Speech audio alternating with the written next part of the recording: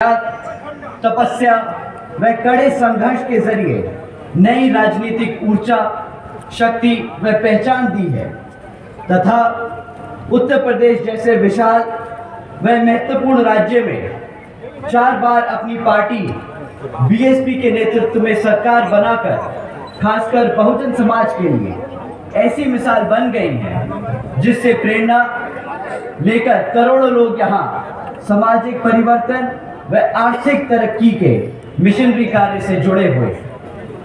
इतना ही नहीं बल्कि मैं खुद भी उनके इस नेतृत्व से प्रभावित होकर बीएसपी मूवमेंट से जुड़ा हूं और उनके पद चिन्हों पर चलकर उस मिशनरी दायित्व, कर्तव्य व फर्ज को पूरा करना चाहता हूं।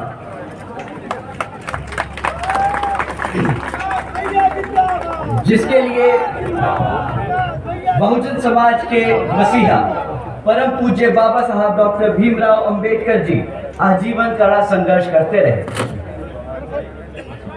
साथियों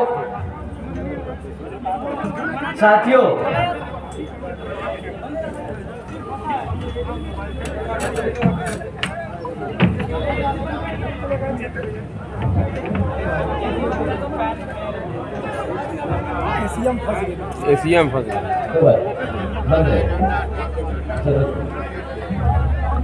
साथियों, जैसा कि आप जानते हैं कि लोकसभा आम चुनाव चल रहे हैं और इन लोकसभा आम चुनावों में पहले की तरह ही दुश्मन साम दाम दंड भेद का इस्तेमाल करेगा। साथियों, आप सब जानते हैं कि यहाँ पर आजकल दुश्मन सामने से आकर आप पर वार नहीं कर रहा।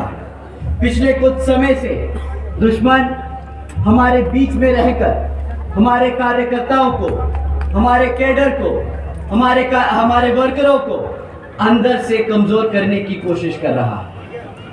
आप सब जानते होंगे कि पिछले कुछ समय से यहाँ पर हमारे जो दुश्मन हैं वो बहरूपिये का रूप लेकर हमारे लोगों के बीच में रहकर हमारे कैडर को, हमारे लोगों को भटकाने का काम कर रहे हैं। आप जानते होंगे कि ये बहरूपिये आप लोगों के बीच में रहकर किस तरीके से आपको कमजोर करने की कोशिश कर रहे हैं। आप सबको उनको पहचानना बहुत जरूरी है। साथियों, ये बहरूपिये जय भीम का नारा लगाते हैं। ये बहरूपिये गले में पटका पहनकर आपके हकों की बात करते हैं, परंतु जब अपने नेता चुनने की बात आती है तो कुछ बहरूपिये इतने समझदार होते हैं, अपने आप को ही नेता बना लेते हैं। घबराने की बात वहां तक जिससे आपको सावधान रहना होगा।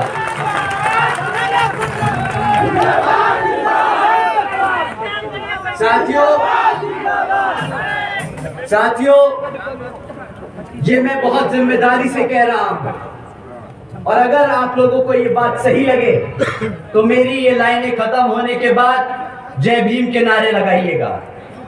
साथियों, जो बहन जी के खिलाफ है, वो मान्यवर साहब के खिलाफ है, वो बाबा साहब के खिलाफ है, वो बहुजन समाज के खिलाफ है, वो आपके संविधान के खिलाफ है। जय भीम।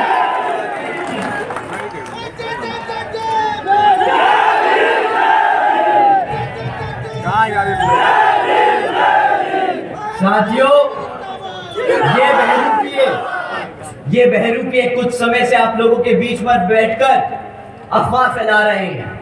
इन्होंने पिछले कुछ सालों से एक नई अफवाह छोड़ी थी आपके बीच में कि हाथी कमजोर हो रहा है, आपका हाथी किताबों के बोझ में दब रहा है।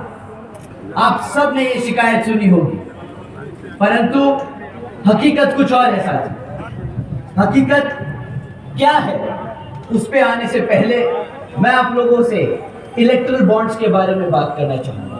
क्या यहाँ पे लोगों ने इलेक्ट्रल बॉन्ड्स के बारे में सुना है?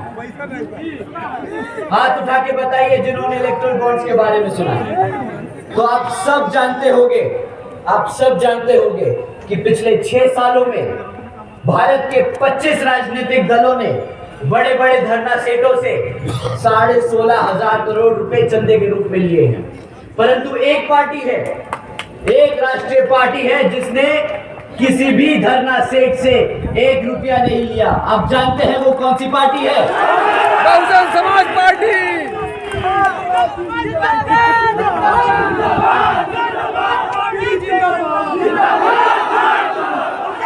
और साथियों, अगर आप ये जानते हैं, अगर आप ये बखूबी जानते हैं कि बहुजन समाज पार्टी वो पार्टी है जो किसी धरना सेठ से 1 रुपया नहीं लेती, तो ये पार्टी चलती किसके धन पे है? ये अपने कार्यकर्ता के तन मन और धन से चलती है। आज तक चलती आई है और आगे भी चलती जाएगी।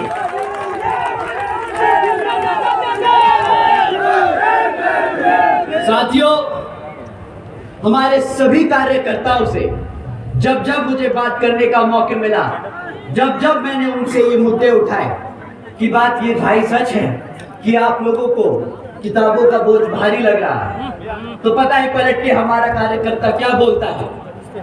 जानते हैं आप, हमारा कार्यकर्ता अपने दिल पे हाथ रख के बोलता है कि भैया जी, ये किताब नहीं, कर्तव्य है हमारा। मान्यवर साहब के मूवमेंट के लिए, उन्होंने बहुजन समाज के मूवमेंट के लिए मान्यवर साहब ने अपनी जिंदगी कुर्बान कर दी, बहन जी ने अपनी पूरी जिंदगी त्याग दी। हम अगर अपनी जेब से निकाल कर 10 रुपया दे देते हैं किताब के माध्यम से, तो ये हमारा कर्तव्य है। तो साथियों, इन बहरूपियों को तमाचा मार के बता दीजिए, ये किताब नहीं, ये कर्तव्य है, ये कर्तव्य है, ये हमारे समाज को आगे बढ़ाने का जरिया है।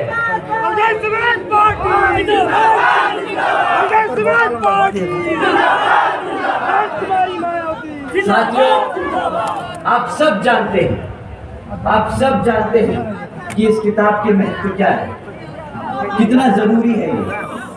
परंतु ये जो बहरूपीय आपस में हमारे लोगों के बीच में रहकर ये गलतफहमियां फैलाते हैं, इनको हम कुछ चंद लोग मिलकर नहीं पकड़ सकते। इन सबको हमें अलग से 4-5 लोग मिलकर पूरे देश में इतनी बड़ी पार्टी को अकेले नहीं रोक सकते। तो साथियों, मैं आप लोगों से दरख्वास्त करूंगा कि जब भी कोई कार्यकर्ता, पदाधिकारी या नेता आपके बीच में नीला पटका पहन के आए और बोले कि जी देखिए, बहुजन समाज पार्टी ने बहुत काम किया है, पर अब समय आ गया है कि हम दूसरी पार्टी की ओर देखें, तो समझ जाइए कि ऐसे लोगों से सतर्क रहना, ऐसे लोगों से दूर रहना, और ये हम अकेले 4-5 लोग नहीं कर सकते।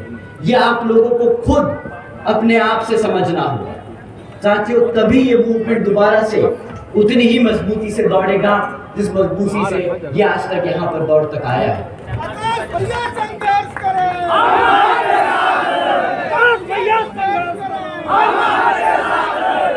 साथियों, जैसा कि आप जानते हैं कि आज अभी हम लोकसभा आम चुनाव के बीच में हैं और हमारी तरह ही, बहुजन समाज पार्टी की तरह ही अन्य विपक्षी पार्टियां भी आप लोगों के बीच में आकर आप लोगों से वादा करेगी, आपसे दरख्वास्त करेगी कि आप उनके लिए वोट डालें। परंतु साथियों, इस लोकसभा आम चुनाव में किसी भी पार्टी को वोट डालने से पहले आप उनसे 3 मुद्दों पर सवाल कीजिएगा। सिर्फ 3 मुद्दे। हम जाति धर्म की बात नहीं करेंगे, हम किसी के धन के आधार पर वोट मांगने का काम नहीं करेंगे, हम किसी से सवाल नहीं करेंगे किसी धन को, जाति को लेकर। हम सवाल करेंगे शिक्षा को लेकर, हम सवाल करेंगे हमारी बहन बेटियों की सुरक्षा के लिए, हम सवाल करेंगे अपने युवा साथियों के रोजगार के लिए। बराबर साथियों?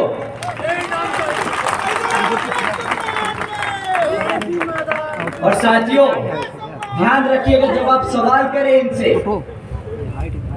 तो आपको इनसे पिछले 5 से 10 साल का रिकॉर्ड मांगना है। बहुत हो गया ये मैनिफेस्टो का नाटक, बहुत हो गया अगले 5 साल में हम क्या करके दिखाएंगे।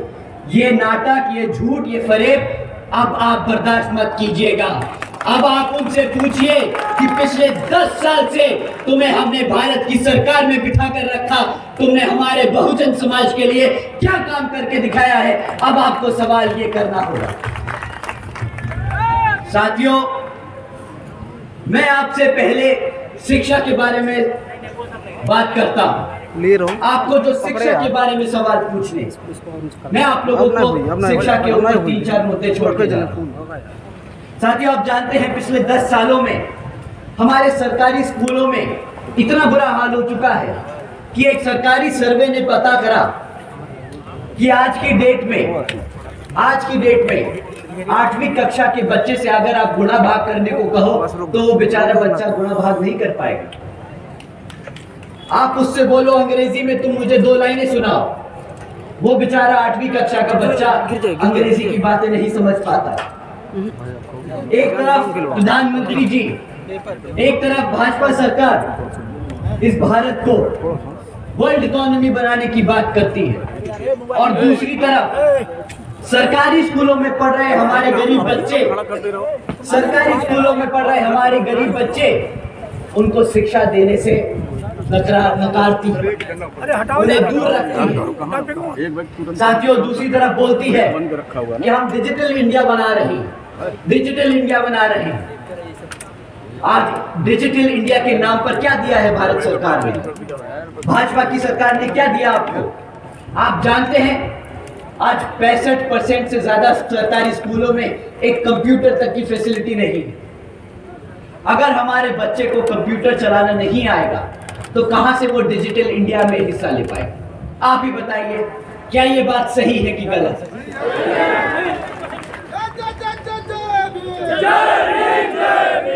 तो साथियों, अगर ये सरकार हमारे बच्चों को प्राइमरी एजुकेशन से लेके सेकेंडरी एजुकेशन तक अच्छे टीचर्स, अच्छे स्कूल, अच्छी शिक्षा नहीं दे पाई तो क्या उसको हक है सत्ता में आने का दोबारा? नहीं है ना? तो अगली बारी ये आपके बीच में आए तो शिक्षा के नाम पर ही इन्हें भगा के फेंक दीजिएगा यहां से। अब हम अपने युवा साथियों की बात करते हैं। हमारे यहाँ कितने युवा साथी हैं? पंडाल में एक बार हाथ उठा के बताएं। बाप रे,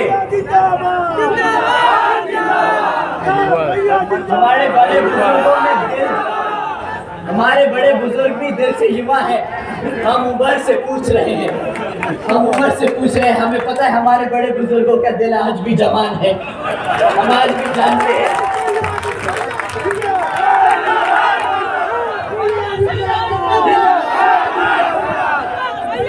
परंतु साथियों, हंसी मजाक अपनी जगह है, पर जो मैं मुद्दा आपके बीच में रख रहा हूं वो बहुत ही जरूरी है।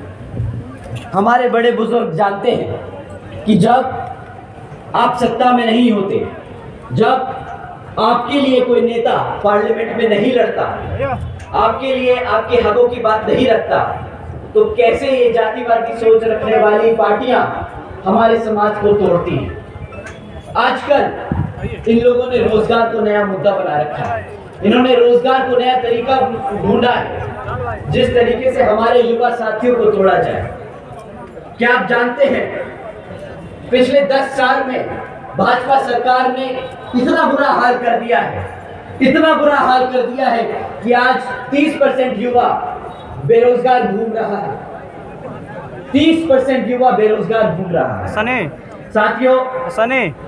और ये कोई सोची समझी या कोई गलती से नहीं हुआ कि हम रोजगार नहीं दे पाए। आप जानते हैं सेंटर और स्टेट में जहां पे भाजपा की सरकार चल रही है वहां पर 50 लाख से ज्यादा सरकारी पद खाली पड़े हैं। ये जानबूझ के आपको रोजगार देना नहीं चाहती साथियों, क्योंकि इन्हें पता है कि अगर उन्होंने वो पद भरे तो रिजर्वेशन भी देना पड़ेगा। आप लोगों का हक मारने का इन्होंने नया तरीका ढूंढा है।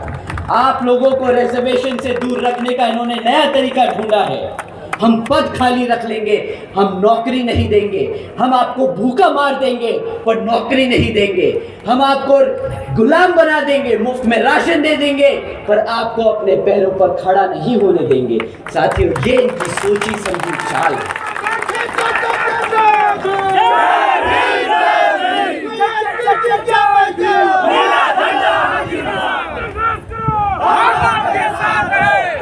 साथियों, अगर आपको 30% का फिगर, 30% का आंकड़ा डरा नहीं रहा है, तो मैं आपको एक हेडलाइन पढ़ के सुनाता हूँ। 17 लाख से ज्यादा युवा लोगों ने, 17 लाख से ज्यादा युवा साथियों ने मात्र 3500 नौकरियों के लिए अप्लाई किया। एक बारी 3500 नौकरियों का ऑफर आया था, सरकारी ओपनिंग थी, 3500 नौकरियां का ओपनिंग था, उसमें 17 लाख बच्चों ने अप्लाई किया। आप मान सकते हैं कि उन 3500 नौकरियों के लिए 17 लाख बच्चे अगर अप्लाई कर रहे हैं तो बेरोजगारी का स्तर कितना ज्यादा बढ़ चुका है। साथियों, मजे की बात तो यह है कि ये 3500 नौकरियां और ये 17 लाख बच्चे जिन्होंने अप्लाई किया, यह हमारे आदरणीय प्रधानमंत्री जी के प्रदेश गुजरात की हेडलाइन है। अब हमें समझ नहीं आता कि अगर गुजरात में ये हाल है तो ये भारत में क्या हाल कर रहे होंगे, और यहाँ उत्तर प्रदेश में क्या हाल कर रहे होंगे, ये हमारा युवा ही समझ।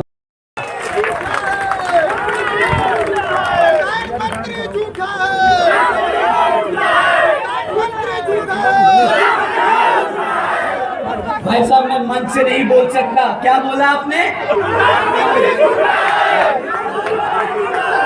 क्या बोला? प्रधानमंत्री जी क्या है? झूठे?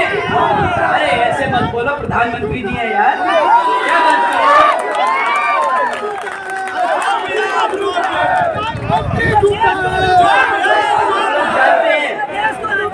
आप लोग जानते हैं अभी उन्होंने अपने भाषण में हमें बोला, हमें क्या, उन्होंने बोला जो भी लोग बुलडोजर की सरकार को नाम ले रहे हैं, प्रधानमंत्री जी ने बोला कि योगी जी की सरकार को जो लोग बुलडोजर की सरकार से बदनाम कर रहे हैं, उन लोगों को अपनी आंखें खोलनी चाहिए और देखना चाहिए कि किस तरह योगी जी ने यहाँ उत्तर प्रदेश में कितना उद्योग पैदा किया है, उद्योग पैदा किया है। हमने आंखें खोली, उनके भाषण सुनने के बाद हमें लगा हम ही गलत थे शायद। हम इतनी सारी न्यूज़ पढ़ रहे थे, हम अपने लोगों से मिल रहे थे, पूछ रहे थे बेटा क्या कर रहे हो आजकल, बोले भैया फ्री राशन का इकट्ठा कर रहे हैं। पर ठीक है, मोदी जी ने कहा तो हमने आंखें खोली और पढ़ा, अपनी आंखें खोल के देखा तो पता चला पिछले एक साल में यहाँ उत्तर प्रदेश में अकेले ही 65,000 से ज्यादा हमारी बहन बेटियों पर अत्याचार के केस दर्ज हुए। वाह मोदी जी, हमने सोचा कि शायद एक चीज होगी जो खराब हो गई, मे भी दूसरी चीज सही हो। हमने फिर और ढूंढा कि भाई कुछ तो सही किया होगा। फिर देखा कि पिछले एक साल में 400 से ज्यादा किसान भाइयों ने आत्महत्या कर ली। इनकी गलत नीतियां नहीं होंगी, उनकी मजबूरी नहीं होंगी, कोई बात नहीं। बुलडोजर की सरकार नहीं है, अपनी बहन बेटियों पर अत्याचार करने की सरकार हो, किसानों को मारने की सरकार हो शायद। फिर एक और आंखें खोली, दोबारा से देखा कि कहीं कुछ और तो नहीं रह गया मेरे से।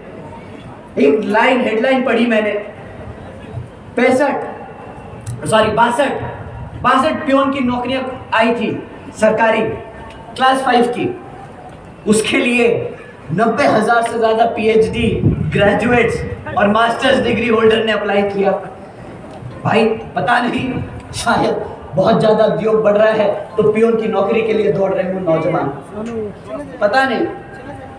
फिर और देखा, पता चला यूपी में 40% 5 साल से कम उम्र के बच्चे कुपोषण के शिकार, खाना भी नहीं दे पा रहे।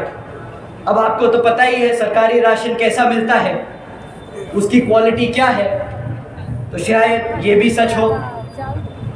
क्या आप जानते हैं साथियों, बच्चों के खिलाफ यौन शोषण के मामले में यूपी नंबर 1 बन गया है ना। मैंने आंखें खोली, बुलडोजर से आगे देखा तो पता चला ये सब भी है। हमारी बहन बेटियों के खिलाफ जो अत्याचार होता है, देश में नंबर 1 पहुंच गया यूपी। ये भी देख लिया, शायद आंखें ज्यादा खोल ली मैंने। क्या आप जानते हैं हत्या के मामले पूरे देश में सबसे ज्यादा यूपी में हो रहे हैं? सही है। सही बात? सही है। आदरणीय प्रधानमंत्री जी, आप जिस प्रदेश के सांसद हैं, वो देश आज भारत का किडनैपिंग कैपिटल बन चुका है। यहां पर कोई फैक्ट्रियां नहीं लगी, यहां पे किडनैप करने की फैक्ट्रियां लगी हैं, रोजगार देने की फैक्ट्रियां नहीं लगी। साथियों, ये है हकीकत भाजपा सरकार की। तो साथियों ठीक है, आज के बाद से हम बुलडोजर की सरकार नहीं बोलेंगे। योगी जी की सरकार बुलडोजर की सरकार नहीं है, ठीक है? मान लिया? आप लोगों को चलेगा? चलेगा? ठीक है। आप लोगों की सरकार बुलडोजर की सरकार नहीं, आप लोगों की सरकार गद्दारों की सरकार है। जो सरकार अपने बच्चों को भूखा रखे, जो सरकार अपनी बहन बेटियों पर अत्याचार होने दे, जो सरकार अपने युवाओं को बेरोजगार रखे, जो सरकार अपने सभी जनता, सभी आवाम को राशन के नाम पर गुलाम बना कर रखे, ऐसी सरकार गद्दार ही सरकार है। आज के बाद ये बुलडोजर की नहीं, ये गद्दारों की सरकार है। जो सरकार की कमी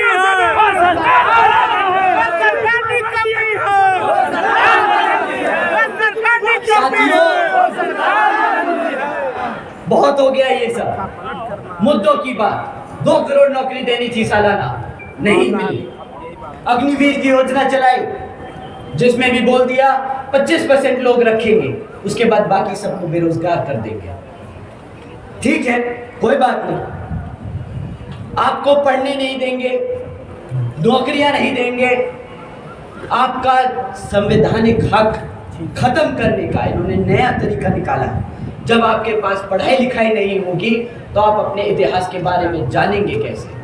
वो कहते हैं ना कि अगर किसी कौम को मिटाना हो तो उसको उसके इतिहास से अलग कर दो। ये वही काम कर रहे हैं। साथियों, जब आपको रोजगार नहीं मिलेगा तो आरक्षण की व्यवस्था कैसे मिलेगी? नहीं मिल पाएगी ना। ये आपके अधिकारों को खत्म करने का काम कर रहे हैं। साथियों, अगर मैं यूं ही चलता रहा तो रात हो जाएगी, पर इनकी विफलताएं नहीं खत्म होंगी। तो मैं आपसे आगे बढ़ता हूं। साथियों, इनके अलावा और भी लोग हैं जो बाजार में घूम रहे हैं आपका वोट मांगते हुए। एक हैं लाल टोपी पहनते हैं, साइकिल पे घूमते हैं, क्रिकेट खेलते हैं, अच्छे हैं, शायद अच्छे ही होंगे भाई, दिल से तो कोई बुरा होता नहीं। परंतु हमारे युवा साथी बताते हैं कि भैया टोपी तो उन्होंने पहनी थी, बट वोट डालने के बाद पता चला टोपी तो हमें पहना के चले गए। तो आज के बाद से अपना वोट उनको तो नहीं जाएगा। साथियों, आप जानते हैं कि पिछले विधानसभा आम चुनाव में हमारे मुसलमान समाज ने उन पर पूरा भरोसा जताते हुए एक तरफा उनको वोट डाला, एक तरफा वोट डाला। उसके बाद भी वो एक दिन है जिस दिन रिजल्ट आया और आज का दिन है।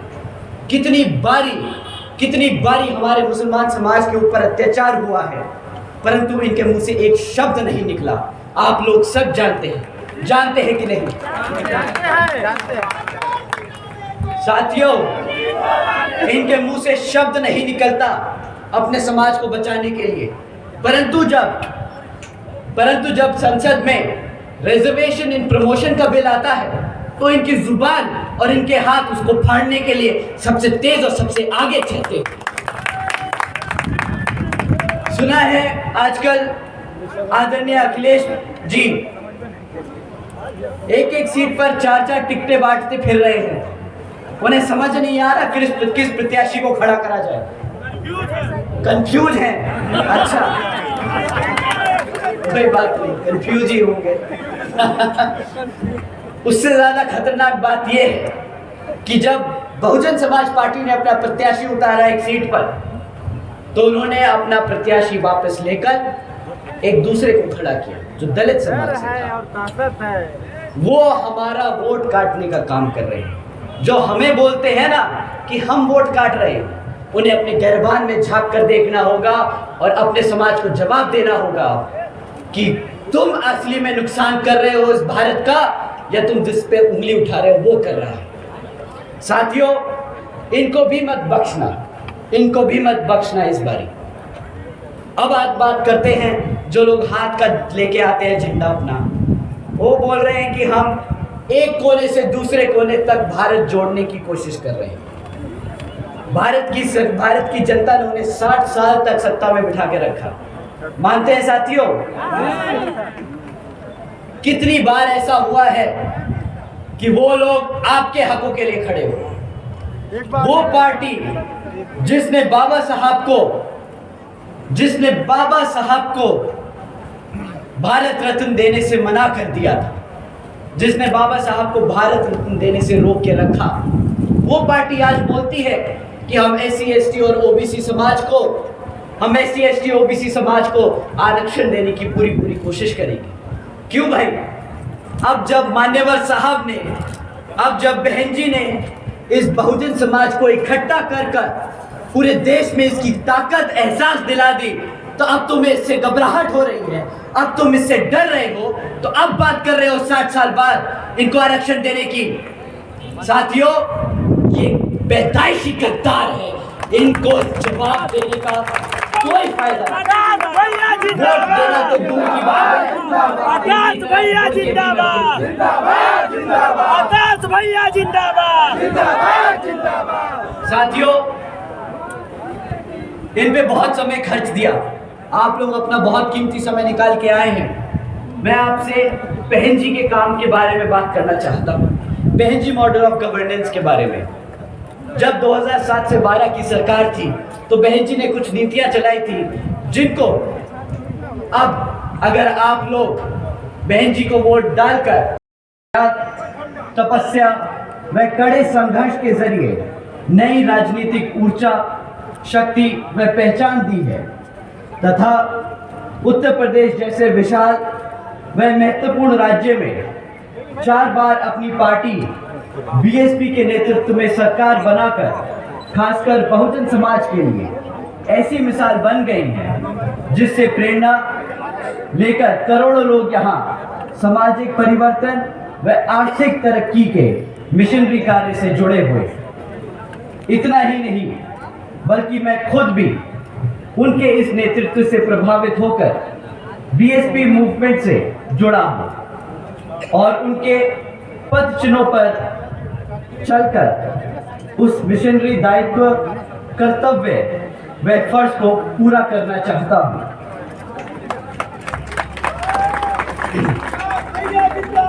जिसके लिए बहुजन समाज के मसीहा परम पूज्य बाबा साहब डॉक्टर भीमराव अंबेडकर जी आजीवन कड़ा संघर्ष करते रहे।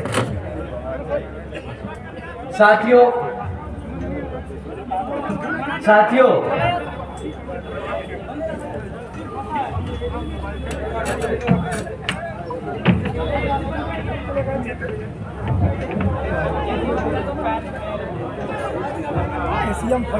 एसीएम फंस गए।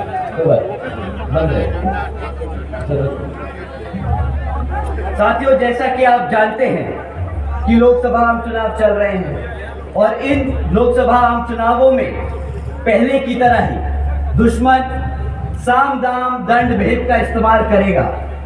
साथियों, आप सब जानते हैं कि यहाँ पर आजकल दुश्मन सामने से आकर आप पर वार नहीं कर रहा। पिछले कुछ समय से दुश्मन हमारे बीच में रहकर हमारे कार्यकर्ताओं को, हमारे कैडर को, हमारे वर्करों को अंदर से कमजोर करने की कोशिश कर रहा है।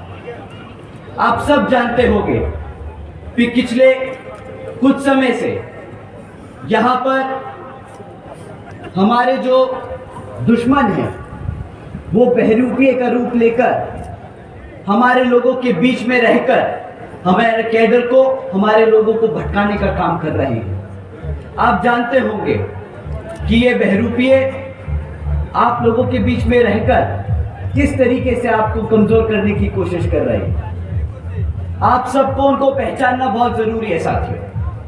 ये बहरूपिये जय भीम का नारा लगाते हैं। ये बहरूपिये गले में पटका पहनकर आपके हकों की बात करते हैं, परंतु जब अपने नेता चुनने की बात आती है तो कुछ बहरूपिये इतने समझदार होते हैं, अपने आप को ही नेता बना लेते हैं। घबराने की बात वहां तक जिससे आपको सावधान रहना होगा।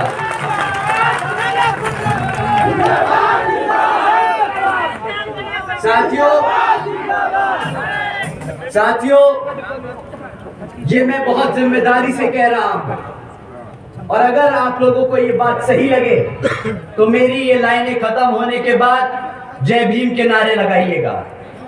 साथियों, जो बहन जी के खिलाफ है, वो मान्यवर साहब के खिलाफ है, वो बाबा साहब के खिलाफ है, वो बहुजन समाज के खिलाफ है, वो आपके संविधान के खिलाफ है। जय भीम।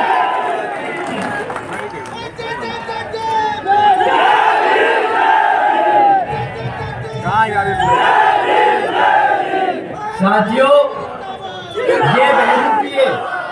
ये बहरूपिये कुछ समय से आप लोगों के बीच में बैठकर अफवाह फैला रहे हैं। इन्होंने पिछले कुछ सालों से एक नई अफवाह छोड़ी थी आपके बीच में कि हाथी कमजोर हो रहा है, आपका हाथी किताबों के बोझ में दब रहा है। आप सब ने ये शिकायत सुनी होगी, परंतु हकीकत कुछ और है साथी। हकीकत क्या है, उस पे आने से पहले मैं आप लोगों से इलेक्ट्रल बॉन्ड्स के बारे में बात करना चाहूंगा। क्या यहाँ पे लोगों ने इलेक्ट्रल बॉन्ड्स के बारे में सुना है? हाथ उठा के बताइए जिन्होंने इलेक्ट्रल बॉन्ड्स के बारे में सुना है। तो आप सब जानते होंगे कि पिछले 6 सालों में भारत के 25 राजनीतिक दलों ने बड़े बड़े धरना सेठों से 16,500 करोड़ रुपए चंदे के रूप में लिए हैं, परंतु एक पार्टी है, एक राष्ट्रीय पार्टी है जिसने किसी भी धरना सेठ से 1 रुपया नहीं लिया। आप जानते हैं वो कौन सी पार्टी है? बहुजन समाज पार्टी।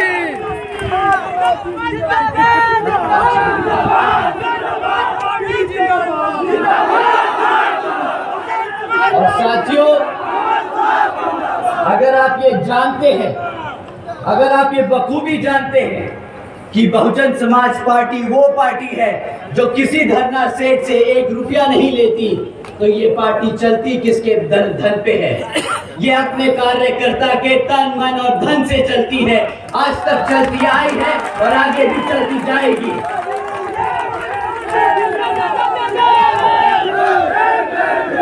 साथियों, हमारे सभी कार्यकर्ताओं से जब जब मुझे बात करने का मौका मिला, जब जब मैंने उनसे ये मुद्दे उठाए कि बात ये भाई सच है कि आप लोगों को किताबों का बोझ भारी लग रहा है, तो पता है पलट के हमारा कार्यकर्ता क्या बोलता है? जानते हैं आप, हमारा कार्यकर्ता अपने दिल पे हाथ रख के बोलता है कि भैया जी, ये किताब नहीं, कर्तव्य है हमारा। मान्यवर साहब के मूवमेंट के लिए, उन्होंने बहुजन समाज के मूवमेंट के लिए मान्यवर साहब ने अपनी जिंदगी कुर्बान कर दी, बहन जी ने अपनी पूरी जिंदगी त्याग दी। हम अगर अपनी जेब से निकाल कर 10 रुपया दे देते हैं किताब के माध्यम से, तो ये हमारा कर्तव्य है। तो साथियों, इन बहरूपियों को तमाचा मार के बता दीजिए, ये किताब नहीं, ये कर्तव्य है, ये कर्तव्य है, ये हमारे समाज को आगे बढ़ाने का जरिया है।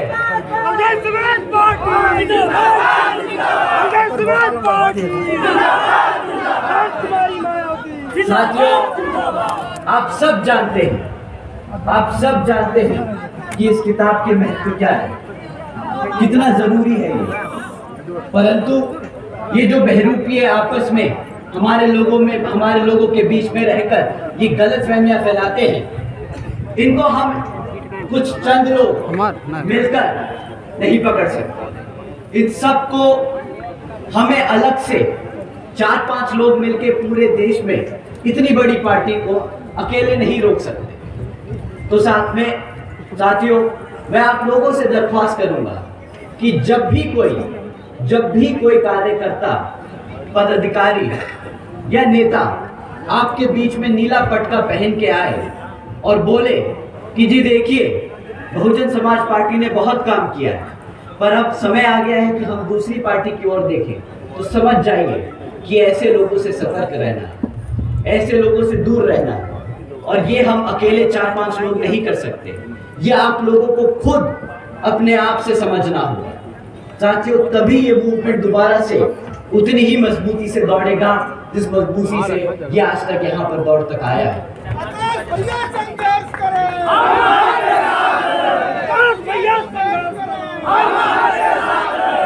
साथियों, जैसा कि आप जानते हैं कि आज अभी हम लोकसभा आम चुनाव के बीच में हैं और हमारी तरह ही, बहुजन समाज पार्टी की तरह ही अन्य विपक्षी पार्टियां भी आप लोगों के बीच में आकर आप लोगों से वादा करेगी, आपसे दरख्वास्त करेगी कि आप उनके लिए वोट डालें। परंतु साथियों, इस लोकसभा आम चुनाव में किसी भी पार्टी को वोट डालने से पहले आप उनसे 3 मुद्दों पर सवाल कीजिएगा। सिर्फ 3 मुद्दे। हम जाति धर्म की बात नहीं करेंगे, हम किसी के धर्म के आधार पर वोट मांगने का काम नहीं करेंगे, हम किसी से सवाल नहीं करेंगे किसी धर्म व जाति को लेकर। हम सवाल करेंगे शिक्षा को लेकर, हम सवाल करेंगे हमारी बहन बेटियों की सुरक्षा के लिए, हम सवाल करेंगे अपने युवा साथियों के रोजगार के लिए। बराबर साथियों?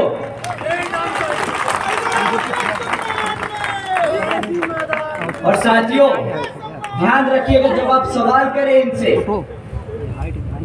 तो आपको इनसे पिछले 5 से 10 साल का रिकॉर्ड मांगना है।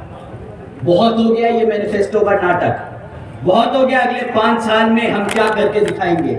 ये नाटक, ये झूठ, ये फरेब अब आप बर्दाश्त मत कीजिएगा। अब आप उनसे पूछिए कि पिछले 10 साल से तुम्हें हमने भारत की सरकार में बिठा कर रखा, तुमने हमारे बहुजन समाज के लिए क्या काम करके दिखाया है। अब आपको सवाल ये करना होगा। साथियों, मैं आपसे पहले शिक्षा के बारे में बात करता हूँ। आपको जो शिक्षा के बारे में सवाल पूछने, मैं आप लोगों को शिक्षा के ऊपर 3-4 मुद्दे छोड़ के जा रहा हूं। साथियों, आप जानते हैं पिछले 10 सालों में हमारे सरकारी स्कूलों में इतना बुरा हाल हो चुका है कि एक सरकारी सर्वे ने पता करा कि आज की डेट में 8वीं कक्षा के बच्चे से अगर आप गुणा भाग करने को कहो तो वो बेचारा बच्चा गुणा भाग नहीं कर पाएगा। आप उससे बोलो अंग्रेजी में तुम मुझे 2 लाइनें सुनाओ, वो बेचारा 8वीं कक्षा का बच्चा अंग्रेजी की बातें नहीं समझ पाता। एक तरफ प्रधानमंत्री जी, एक तरफ भाजपा सरकार इस भारत को वर्ल्ड इकोनॉमी बनाने की बात करती है और दूसरी तरफ सरकारी स्कूलों में पढ़ रहे हमारे गरीब बच्चे, उनको शिक्षा देने से नकारती है, उन्हें दूर रखती है। साथियों, दूसरी तरफ बोलती है कि हम डिजिटल इंडिया बना रहे हैं। आज डिजिटल इंडिया के नाम पर क्या दिया है भारत सरकार ने? भाजपा की सरकार ने क्या दिया आपको? आप जानते हैं आज 65% से ज्यादा सरकारी स्कूलों में एक कंप्यूटर तक की फैसिलिटी नहीं है। अगर हमारे बच्चे को कंप्यूटर चलाना नहीं आएगा तो कहां से वो डिजिटल इंडिया में हिस्सा ले पाएगा? आप ही बताइए, क्या ये बात सही है कि गलत?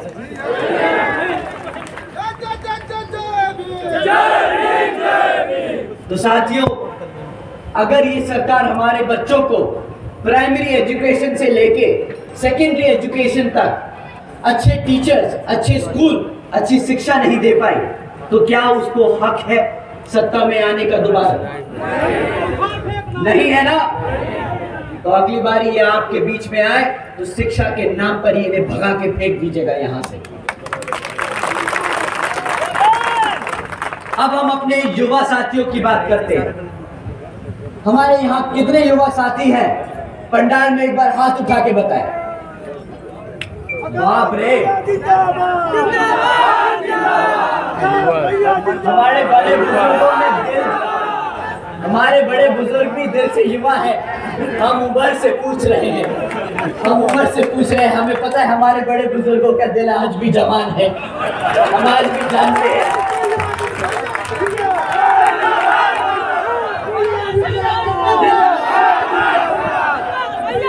परंतु साथियों, हंसी मजाक अपनी जगह है, पर जो मैं मुद्दा आपके बीच में रख रहा हूँ वो बहुत ही ज़रूरी है। हमारे बड़े बुजुर्ग जानते हैं कि जब आप सत्ता में नहीं होते, जब आपके लिए कोई नेता पार्लियामेंट में नहीं लड़ता, आपके लिए आपके हकों की बात नहीं रखता, तो कैसे ये जातिवादी सोच रखने वाली पार्टियां हमारे समाज को तोड़ती हैं।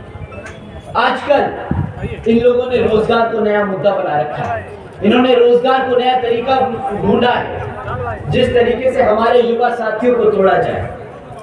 क्या आप जानते हैं पिछले 10 साल में भाजपा सरकार ने इतना बुरा हाल कर दिया है, इतना बुरा हाल कर दिया है कि आज 30% युवा बेरोजगार घूम रहा है, 30% युवा बेरोजगार घूम रहा है साथियों। और ये कोई सोची समझी या कोई गलती से नहीं हुआ कि हम रोजगार नहीं दे पाए। आप जानते हैं सेंटर और स्टेट में जहां पे भाजपा की सरकार चल रही है वहां पर 50 लाख से ज्यादा सरकारी पद खाली पड़े हैं।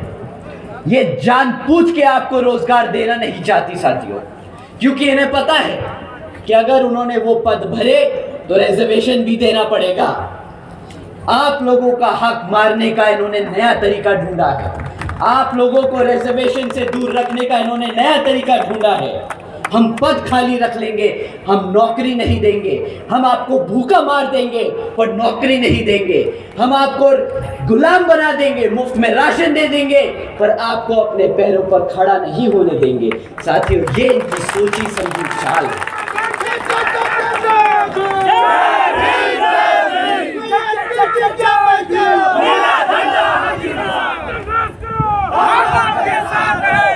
साथियों, अगर आपको 30% का फिगर, 30% का आंकड़ा डरा नहीं रहा है तो मैं आपको एक हेडलाइन पढ़ के सुनाता हूं।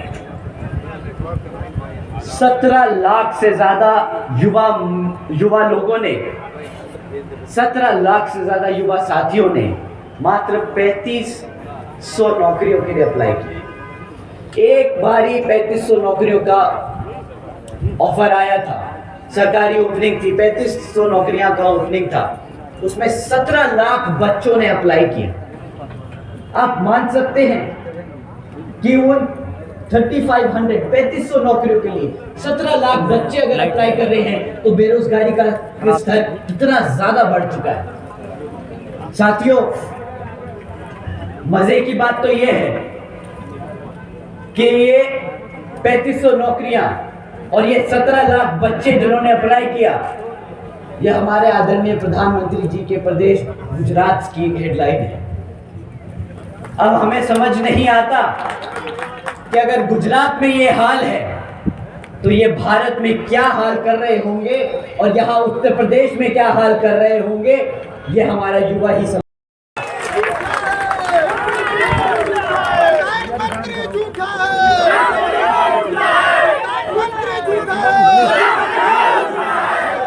भाई साहब, मैं मंच से नहीं बोल सकता। क्या बोला आपने?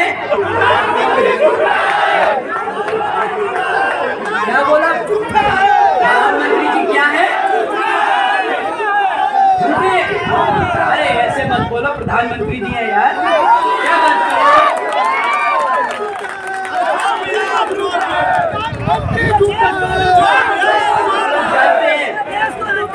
आप लोग जानते हैं अभी उन्होंने अपने भाषण में हमें बोला, हमें क्या, उन्होंने बोला जो भी लोग बुलडोजर की सरकार को नाम ले रहे हैं, प्रधानमंत्री जी ने बोला कि योगी जी की सरकार को जो लोग बुलडोजर की सरकार से बदनाम कर रहे हैं उन लोगों को अपनी आंखें खोलनी चाहिए और देखना चाहिए कि किस तरह योगी जी ने यहाँ उत्तर प्रदेश में कितना उद्योग पैदा किया है। उद्योग पैदा किया है। हमने आंखें खोली, उनके भाषण सुनने के बाद हमें लगा हम ही गलत थे शायद। हम इतनी सारी न्यूज़ पढ़ रहे थे, हम अपने लोगों से मिल रहे थे, पूछ रहे थे बेटा क्या कर रहे हो आजकल, बोले भैया फ्री राशन का इकट्ठा कर रहे हैं। पर ठीक है, मोदी जी ने कहा तो हमने आंखें खोली और पढ़ा। अपनी आंखें खोल के देखा तो पता चला पिछले 1 साल में यहाँ उत्तर प्रदेश में अकेले ही 65,000 से ज्यादा हमारी बहन बेटियों पर अत्याचार के केस दर्ज हुए। वाह मोदी जी। हमने सोचा कि शायद एक चीज होगी जो खराब हो गई, मे भी दूसरी चीज सही हो। हमने फिर और ढूंढा कि भाई कुछ तो सही किया होगा। फिर देखा कि पिछले 1 साल में 400 से ज्यादा किसान भाइयों ने आत्महत्या कर ली।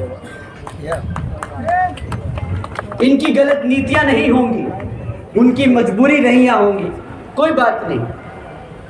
बुलडोजर की सरकार नहीं है, अपनी बहन बेटियों पर अत्याचार करने की सरकार हो, किसानों को मारने की सरकार हो शायद।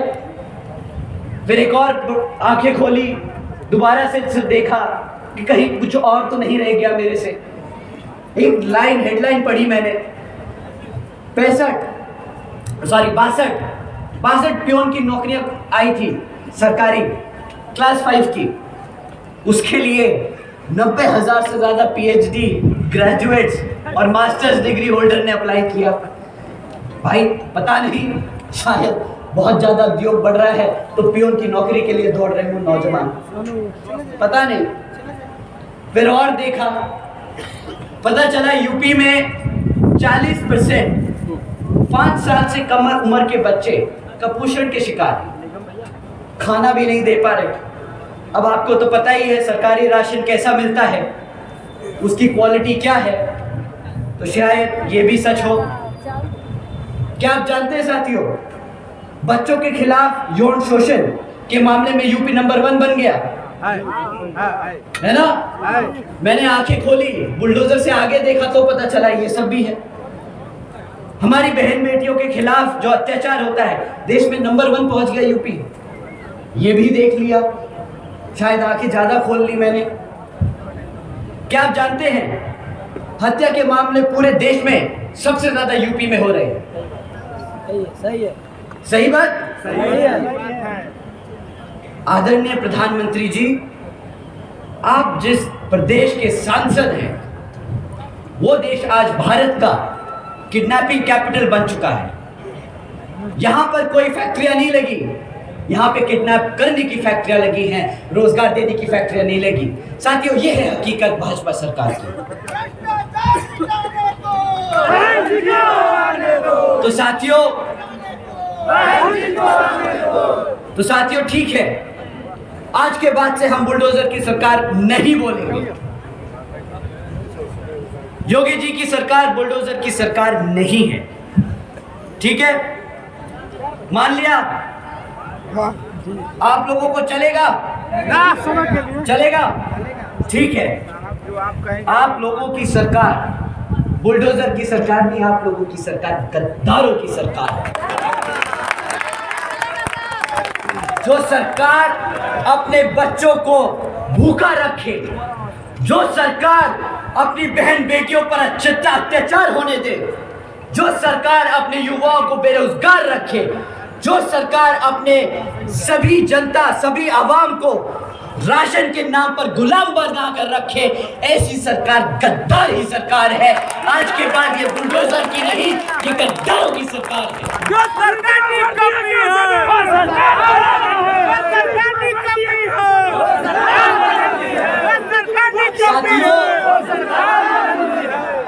बहुत हो गया ये सब मुद्दों की बात। 2 करोड़ नौकरी देनी थी सालाना, नहीं मिली। अग्निवीर की योजना चलाई जिसमें भी बोल दिया 25% लोग रखेंगे, उसके बाद बाकी सबको बेरोजगार कर देंगे। ठीक है, कोई बात नहीं। आपको पढ़ने नहीं देंगे, नौकरियां नहीं देंगे, आपका संवैधानिक हक खत्म करने का इन्होंने नया तरीका निकाला है। जब आपके पास पढ़ाई लिखाई नहीं होगी तो आप अपने इतिहास के बारे में जानेंगे कैसे? वो कहते हैं ना कि अगर किसी कौम को मिटाना हो तो उसको उसके इतिहास से अलग कर दो। ये वही काम कर रहे हैं। साथियों, जब आपको रोजगार नहीं मिलेगा तो आरक्षण की व्यवस्था कैसे मिलेगी? नहीं मिल पाएगी ना। ये आपके अधिकारों को खत्म करने का काम कर रहे हैं। साथियों, अगर मैं यूं ही चलता रहा तो रात हो जाएगी पर इनकी विफलताएं नहीं खत्म होंगी। तो मैं आपसे आगे बढ़ता हूं। साथियों, इनके अलावा और भी लोग हैं जो बाजार में घूम रहे हैं आपका वोट मांगते हुए। एक हैं लाल टोपी पहनते हैं, साइकिल पे घूमते हैं, क्रिकेट खेलते हैं, अच्छे हैं, शायद अच्छे ही होंगे भाई, दिल से तो कोई बुरा होता नहीं। परंतु हमारे युवा साथी बताते हैं कि भैया टोपी तो उन्होंने पहनी थी बट वोट डालने के बाद पता चला टोपी तो हमें पहना के चले गए। तो आज के बाद से अपना वोट उनको तो नहीं जाएगा। साथियों, आप जानते हैं कि पिछले विधानसभा आम चुनाव में हमारे मुसलमान समाज ने उन पर पूरा भरोसा जताते हुए एक तरफा उनको वोट डाला, एक तरफा वोट डाला। उसके बाद भी वो एक दिन है जिस दिन रिजल्ट आया और आज का दिन है। कितनी बारी हमारे मुसलमान समाज के ऊपर अत्याचार हुआ है, परंतु इनके मुंह से एक शब्द नहीं निकला। आप लोग सब जानते हैं कि नहीं? साथियों, इनके मुंह से शब्द नहीं निकलता अपने समाज को बचाने के लिए। परंतु जब संसद में रिजर्वेशन इन प्रमोशन का बिल आता है तो इनकी जुबान और इनके हाथ उसको फाड़ने के लिए सबसे तेज और सबसे आगे चलते हैं। सुना है आजकल आदरणीय अखिलेश जी एक सीट पर 4 टिकटें बांटते फिर रहे हैं। उन्हें समझ नहीं आ रहा किस प्रत्याशी को खड़ा करा जाए। कंफ्यूज हैं। अच्छा, कोई बात नहीं, कंफ्यूज ही होंगे। उससे ज्यादा खतरनाक बात यह है कि जब बहुजन समाज पार्टी ने अपना प्रत्याशी उतारा एक सीट पर तो उन्होंने अपना प्रत्याशी वापस लेकर एक दूसरे को खड़ा किया जो दलित समाज से था। वो हमारा वोट काटने का काम कर रहे हैं। जो हमें बोलते हैं ना कि हम वोट काट रहे हैं, उन्हें अपने गिरबान में झांक कर देखना होगा और अपने समाज को जवाब देना होगा कि तुम असली में नुकसान कर रहे हो इस भारत का या तुम जिस पे उंगली उठा रहे हो वो कर रहा है। साथियों, इनको भी मत बख्शना इस बारी। अब आज बात करते हैं जो लोग हाथ का लेके आते हैं झंडा अपना। वो बोल रहे हैं कि हम एक कोने से दूसरे कोने तक भारत जोड़ने की कोशिश कर रहे हैं। भारत की जनता ने उन्हें 60 साल तक सत्ता में बिठा के रखा। मानते हैं साथियों? कितनी बार ऐसा हुआ है कि वो लोग आपके हकों के लिए खड़े हो। वो पार्टी जिसने बाबा साहब को भारत रत्न देने से मना कर दिया था, जिसने बाबा साहब को भारत रत्न देने से रोक के रखा, वो पार्टी आज बोलती है कि हम SC ST और OBC समाज को आरक्षण देने की पूरी कोशिश करेंगे। क्यों भाई? अब जब मान्यवर साहब ने, अब जब बहन जी ने इस बहुजन समाज को इकट्ठा कर पूरे देश में इसकी ताकत एहसास दिला दी, तो अब तुम्हें इससे घबराहट हो रही है, अब तुम इससे डर रहे हो, तो अब बात कर रहे हो 60 साल बाद इनको आरक्षण देने की। साथियों, ये पैदाइशी गद्दार है, इनको जवाब देने का कोई फायदा नहीं। वोट देना तो दूर की बात है। आकाश भैया जिंदाबाद, आकाश भैया जिंदाबाद। साथियों, इन पे बहुत समय खर्च दिया, आप लोग अपना बहुत कीमती समय निकाल के आए हैं। मैं आपसे बहन जी के काम के बारे में बात करना चाहता हूँ, बहन जी मॉडल ऑफ गवर्नेंस के बारे में। जब 2007 से 12 की सरकार थी तो बहन जी ने कुछ नीतियां चलाई थी जिनको अब अगर आप लोग बहन जी को वोट डालकर